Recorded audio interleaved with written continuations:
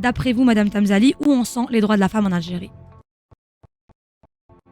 Ah, les droits de la femme. Bon, les droits de la femme demandent d'être drôlement revus. Parce que en matière de droit, il y a un départ qui est très important et qui ne peut être rattrapé par des mesures de rattrapage. C'est celui qui reconnaîtrait sans ambiguïté l'égalité des hommes et des femmes.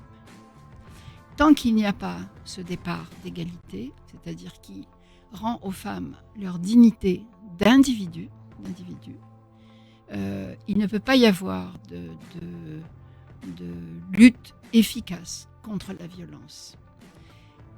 Même dans les pays où cela a été reconnu il y a très longtemps, ce n'est que maintenant qu'on commence à mesurer l'importance, l'impact des violences et du harcèlement sexuel. Ce n'est que maintenant.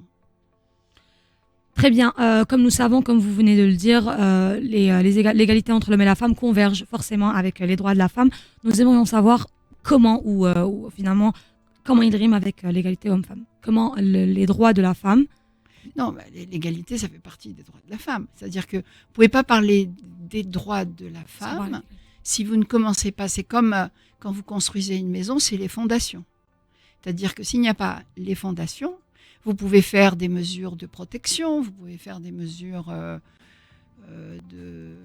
comme un peu dans le code les modifications qui ont été apportées au code de la famille, au sujet du tuteur par exemple, qui permet à une femme à partir peut-être d'un certain âge de choisir son tuteur. Mais le fait seulement de mettre la femme sous un tuteur, c'est déjà ne pas la considérer comme un individu plein et entier, capable de diriger sa vie, capable de prendre sur sa vie les décisions qu'il faut.